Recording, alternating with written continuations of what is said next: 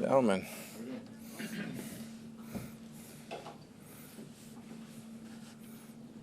Coach, you got any update? Well, first of all, on the Mecca, but also whether you would get Mike or any of those guys back in play this week? Mike's going to get an MRI tomorrow, so we'll find out more then. We will hope to see Mike or Zion and Morrison do something this week, then we'll see how much they do to determine if they can play and what they can do. Is there anybody else in play in terms of could Chris be back or anyone else left of 8? Chris is not in play to practice, so I'm sure he probably won't be back. This week at all? Right. Same is true with Bucky? Yes. When you look out there and you've got wide receiver 6 and 7, or guard 4, or tackle 3, like, I know we always talk about next man up. It's become cliche, but it doesn't always work, right? Like, what is the mentality that this team just keeps moving forward and really doesn't stop to think about that? I don't think we look at it as wide receiver 6 and 7 and guards 4 and 5 and all that stuff. I think we look at it as guys made this team for a reason, and when somebody goes down, somebody's got to step up and have a job to do. And it's up to them to do it, but it's also up to the coaches to know exactly what they can do well and how they fit in the scheme and to work it that way and give them the best chance possible to succeed. Todd, I hadn't noticed it in real time or even in postgame, but on the play where Jamel had the sack, you had Greg Gaines dropped in pass coverage. I just want to ask you, across the defensive line, the willingness for your players that are used to going forward to drop back and cover, even if it's just here and there?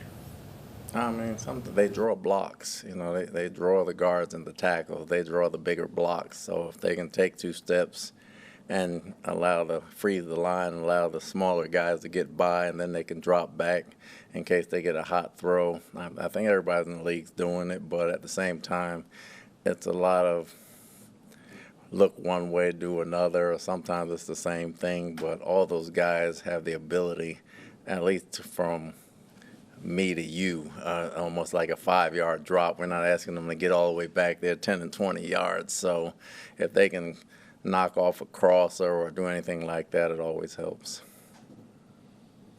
One of the biggest points in the game was to limit Christian McCaffrey, and it was the job of the linebackers to largely do that. And Rossi and Dennis, I thought, did a pretty good job of doing that. What can you say about the game he had and how he's come along this season?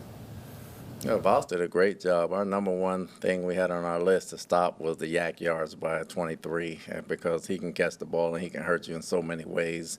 We knew he was going to catch the check downs, but we needed to have him bracketed inside and out. I thought those guys did a great job in limiting the yards per catch. You had said, like, in the second half against Seattle, that the defense wasn't fundamentally sound. But it seemed like Sunday, obviously you gave up some yards, but it seemed like in terms of sound tackling, doing what you want, it seemed like a big improvement there. Would you say that? No, I thought they did a very good job. I mean, they got 2 plays we fell down that we got to keep our balance, but fundamentally I thought they were in the right place, doing the right things, and they competed. It's been a while since we've seen 6 sacks in the game from your guys. I know they were challenged. Just what was the difference, do you think, in terms of their ability to get the quarterback on the ground, whether it's coverage, rush, what? Just determined to get off the ball. It all starts up front for us. If we can get off the ball and you don't have to blitz and you can go with 4 and they work together, we're a pretty good defense. And, they did that yesterday and they did a good job. In all your years of coaching, has there ever been a moment where you get this gut feeling like this is going to be a special team, this is a special season, and have you gotten that gut feeling with this team this year yet? I have a gut feeling off the field that it's a special team, but football is week to week, and you got to go out and prove that. And that's one week after another week after another week. You can feel as good as you want. This league will bring you down and make you feel terrible, and you can feel terrible, and they can bring you up to feel great. So that gut feeling has not hit me since I've been coaching, but week to week you have a confidence of trusting your guys and knowing they can go out there and do a good job as long as everybody's on the same page. Todd, I don't know. I don't remember if you had said that Zion was in that group that could come back. Is he in play too? He's in play. Oh. In terms of, we always talk about next man up, the coaching that your staff has done, How remarkable has that been to get all these guys ready to play right away? They've been great. I mean, I can't name one that stands above the other. They all go around. They work well together. They understand what they have to do. When you tell them somebody's down and they might have to use this guy or that guy, they just put their heads down and go to work right away. Maybe a sarcastic comment or two, but after that, they kind of go to work and they understand what they have to do, and they do the best job that I've seen getting guys ready to play, whether they've been here for 3 days or whether they've been here for 3 weeks. And there's hats off to them, and we wouldn't be where we are if it wasn't for those guys. I was just going to say, what did you see in Tez in the draft that made you think that a guy at 150 blank pounds could come into this league and produce and have the poise to come in there like he did yesterday, you know, when he wasn't necessarily expected to have that kind of role?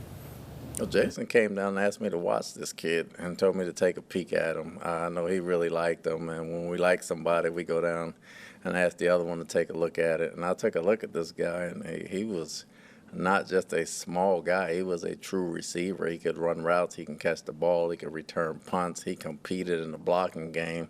And I said, you know, he might not be bad. And then he was hanging around at a time where we could grab him, and we grabbed him.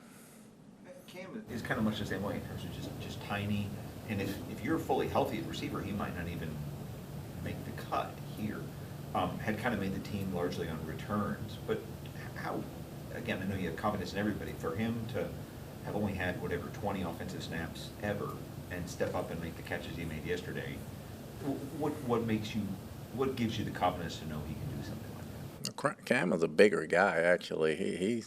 He's built solidly, almost like a running back, receiver type of guy. But Cam had great athleticism when we got him out of Barton. He had great athleticism, and he had a skill set that you could see. He could catch the ball, he could run. He had all the intangibles, but he kept getting hurt, so we didn't know exactly what we had or if he could stay healthy. He came back this year, and he was healthy the whole time. We played him the first game. He dropped a few balls in preseason to get the jitters out, and after that, he's been great. B-Mac's been working with him every day. He's done a hell of a job working with that guy, and he got in the game yesterday, and he looked like he's been there for 3 years. Would Mike Jordan, we saw him out a little bit last week, would he be a guy that could be in play this week? We would hope to see him do something this week as well.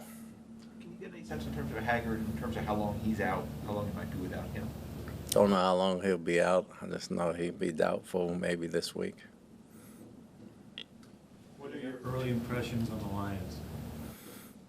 No different than last year. Tons of talent, very well coached, a very tough team. They got talent at every position. Always a tough place to go play up there. They're going to be battle tested. They're tough on both fronts, offensively and defensively. They make plays on the back end and the secondary. They got big play receivers. They got two-headed monsters at running back, so it's going to be a big challenge for us. You've known Dan Campbell for a while. They seem to like to go for it on fourth down. Just that, like you said, the toughness. Is that a cultural thing? Does he kind of they follow that lead a little bit? The team definitely takes on his personality. Dan's very tough, but he's very smart.